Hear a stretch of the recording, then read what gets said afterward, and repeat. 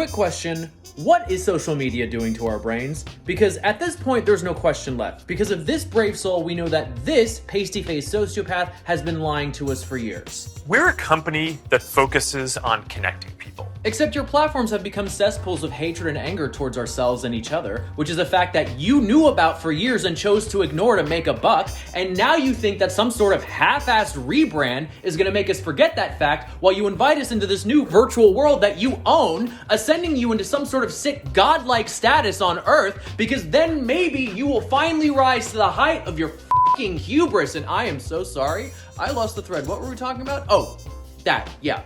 If you know anything about social media, you know that these companies make money not only by capturing your attention, but altering your behavior. They know exactly what they're doing to your brain. But the question is, do you? The first thing that you need to realize is that your brain is not a static thing. I mean, yes, it is staying put in the same spot inside your skull, but while it isn't going anywhere, it is constantly evolving and changing based on all the different things that you experience. And no, I don't just mean that in a metaphorical sense. As you may remember from science class, that lump of gray matter is made up of tens of trillions of neurons that are all networked together. Your brain receives information from your senses by way of electrical impulses from various organs. As your brain receives those impulses, all the neurons and their molecules rewire and reshape themselves to accommodate the new experience and whatever information it provides. Your brain never stops doing this, no matter what you're doing. And now that the average person is spending over 3 hours on their mobile devices, this creates more opportunities than ever for social apps to throw experiences at us that contribute to that rewiring.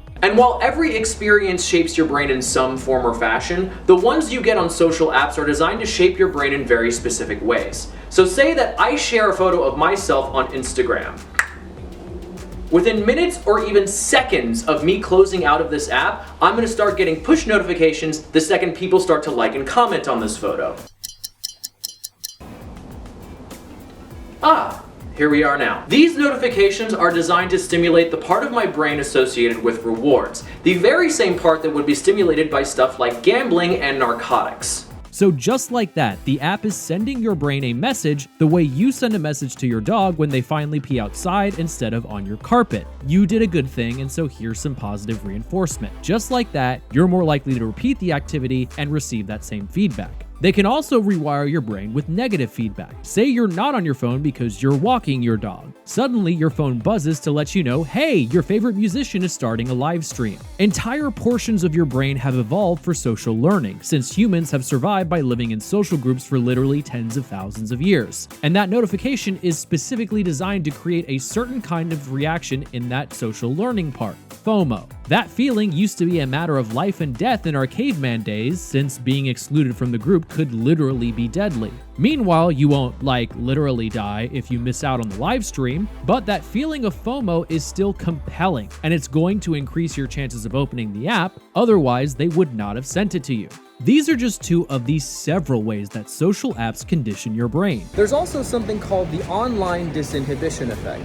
You know that social learning part of the brain that we talked about? It's mostly evolved to respond to in-person feedback, stuff like eye contact or body language or the awkward stares I'm getting from other people for doing this in public. But when you're interacting with people online, you're essentially doing this for an audience of dozens or maybe even hundreds or thousands of people, but it doesn't feel that way. Because all you're really doing is interacting with icons and text. Your brain isn't even fully equipped to register other social users as human. And so as a result, the vast majority of us regularly say and do things online that we would never do in person, much less in public. In other words, we are disinhibited. And that's risky because, as we've seen, behavior online can carry real-world consequences, and that's when you're using social media as a full-fledged adult. But what happens when you introduce this reality to a brain that's still developing, i.e. a child or a teen? Because a child is still developing that social learning part of their brain, they're going to depend a lot more on feedback from the people around them. That's why social interaction in school feels so important. And when so much of that interaction happens through apps, their brains are developing to respond to online feedback with the same weight as in-person feedback. This is a big part in why we're seeing a rise in narcissistic personality traits and a decrease in empathy in recent years. So now tech giants are literally steering people's brain development to benefit their bottom line, and it's creating real-world consequences. While you would think that the companies creating and running these apps are concerned about the possible negative side effects they create, whistleblowers and investigations have shown that they are mostly concerned with profits. And the reality is that we are all more profitable to them when we're polarized, self-absorbed, angry, and addicted. Tech giants are literally the wealthiest companies in the history of civilization, and they have no reason to care about what they're doing to us unless we make them. The good news is that virtually everyone agrees that we need to regulate big tech. The bad news is that we're so polarized that we cannot agree on how to regulate them. So while we try and figure a way out of this mess, just go ahead and keep chilling while you watch this.